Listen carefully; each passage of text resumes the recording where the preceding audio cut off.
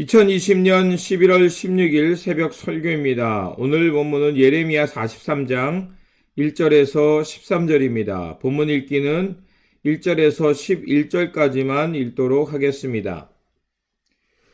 예레미야가 모든 백성에게 그들의 하나님 여호와의 말씀 곧 그들의 하나님 여호와께서 자기를 보내사 그들에게 이르신 이 모든 말씀을 말하기를 마치니 호세의 아들 아사랴와 가레의 아들 요하난과 모든 오만한 자가 예레미야에게 말하기를 내가 거짓을 말하는도다. 우리 하나님 여호와께서 너희는 애굽에서 살려고 그리로 가지 말라고 너를 보내어 말하게 하지 아니하셨느니라. 이에 네리야의 아들 바룩이 너를 부추겨서 우리를 대적하여 갈대아 사람의 손에 넘겨 죽이며 바벨론으로 붙잡아 가게 하려 함이라.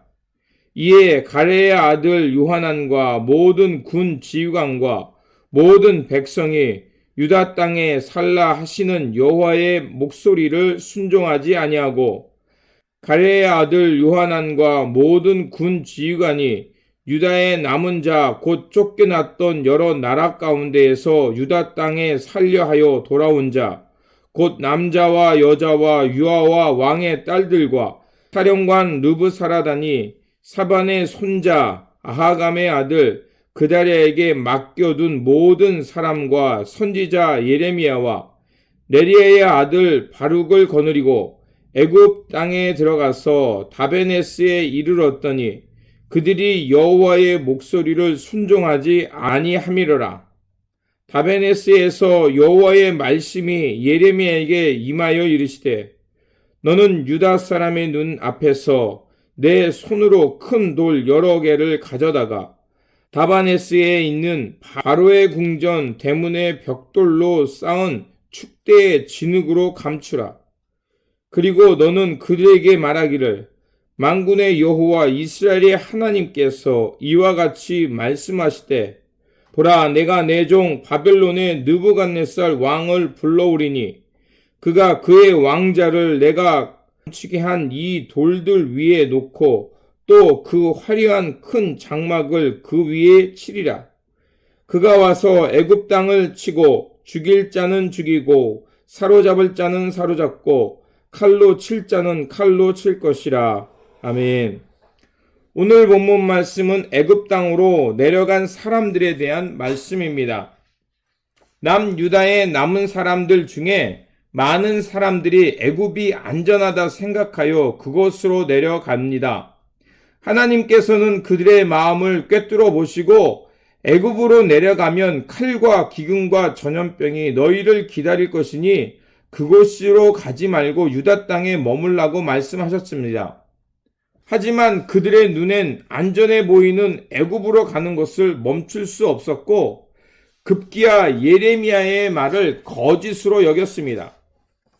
그들에게는 어떤 말도 통하지 않게 된 것입니다. 그리고 한 걸음 더 나아가서 예레미야에게 누명을 씌웁니다. 3절입니다. 이는 네리의 아들 바룩이 너를 부추겨서 우리를 대적하여 갈대아 사람의 손에 넘겨 죽이며 바벨론으로 붙잡아 가게 하려 함이라. 예레미야가 서기관 바룩과 공모해서 남아있는 유민들을 바벨론 사람에게 넘겨주려고 지금 애굽으로 내려가지 못하게 한다고 누명을 씌웁니다. 하나님께서는 예레미야를 통해 남유다의 심판을 말씀하셨습니다. 하지만 그때도 그들은 예레미야를 통해 하신 하나님의 말씀을 듣지 않다가 망해버렸습니다. 하나님께서 예레미야를 통해 하신 말씀이 옳았다는 것입니다. 그럼에도 불구하고 그들은 여전히 예레미야의 말을 듣지 않습니다. 결국 바룩과 예레미야를 체포해서 애굽으로 끌고 갑니다. 6절에서 7절입니다. 곧 남자와 여자와 유아와 왕의 딸들과 사령관 느부사라단이 사반의 손자 아히감의 아들 그다랴에게 맡겨둔 모든 사람과 선지자 예레미야와 네리야의 아들 바룩을 거느리고 애굽 땅에 들어가 다베네스에 이르렀더니 그들이 여호와의 목소리를 순종하지 아니하니미로라. 예레미야는 비록 남유다가 망했지만 그곳에서 새로운 영적 부흥을 통해서 남유다를 회복하려고 했던 것입니다. 그래서 남아있는 사람들을 모으고 수습해서 미스바에서 다시 일어나려고 했습니다. 하지만 사람들은 예레미야를 거부하며 남아있는 마지막 부흥의 불씨마저 꺼트려 버린 것입니다. 하나님께서는 애굽으로 끌려가는 예레미야에게 한 번 더 말씀해 주십니다. 하나님은 예레미야로 하여금 피난 가는 사람들 앞에서 큰 돌을 여러 개를 취해서 다베네스에 있는 궁전 대문 축대 앞에 그것을 감추라고 말씀하십니다. 그 이유는 예레미야가 감춰둔 돌 위에 바벨론 왕 느부갓네살이 와서 화려한 장막을 치고 애굽을 정복할 것이기 때문에 그렇습니다. 애굽이 안전하다고 믿고 그곳으로 피신했지만 결국 그것 또한 안전한 곳이 될 수 없다는 것입니다. 하나님께서는 남유다를 느부갓네살 왕을 통해 흩으신 것처럼 애굽 또한 그렇게 흩으시겠다고 결정하셨기 때문입니다. 선지자 요나는 니느웨로 가기 싫어서 하나님의 눈을 피해 다스스로 가는 배에 몸을 실었습니다. 하지만 그 배는 안전한 곳이 될 수 없었습니다. 아브라함은 기근을 피해 에집트로 내려갔지만 그것 또한 안전한 곳이 되지 못했습니다. 결국 우리가 안전함을 느낄 수 있는 곳은 하나님의 약속의 말씀이 있는 곳에 머무를 때 안전한 곳이 되는 것입니다. 하나님의 말씀을 청종하려는 마음이 있을 때 우리는 그곳에서 안전과 평안을 누릴 수 있다는 것입니다. 지금 비록 불안정하고 위험한 곳이라 여겨지지만 하나님의 말씀을 붙들고 그분의 뜻을 따라 살아가는 곳이 가장 안전한 곳이 되는 것입니다. 그러므로 어디를 가든지 무엇을 하든지 주님의 말씀을 청종하며 주님의 길로 갈 때 결국 우리는 주님의 품에 거하며 주님 안에서 평안과 안전을 누릴 수 있는 것입니다. 주님의 말씀에 순종하며 주님의 뜻을 따라가므로 주 안에서 평안과 안전함을 느끼며 살아가는 저와 여러분들이 되시기를 바랍니다.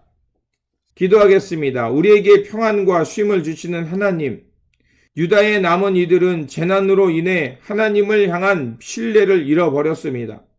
그러자 선지자를 통해 주신 말씀도 믿지 못하고 본능만 쫓아 살게 되었습니다. 주님, 이 말씀을 통해 교훈을 얻은 것처럼 어렵고 힘들겠지만 그 어려운 상황 속에서 믿음의 눈으로 하나님의 말씀이 머무는 땅에 거하게 하여 주시옵소서. 그래서 어디를 가든지 주님의 말씀과 뜻을 따라 살게 하시고 늘 주님 품에 거함으로 주 안에서 평안과 위로 속에 살게 하여 주시옵소서. 우리 구주 예수 그리스도의 이름으로 기도드립니다. 아멘.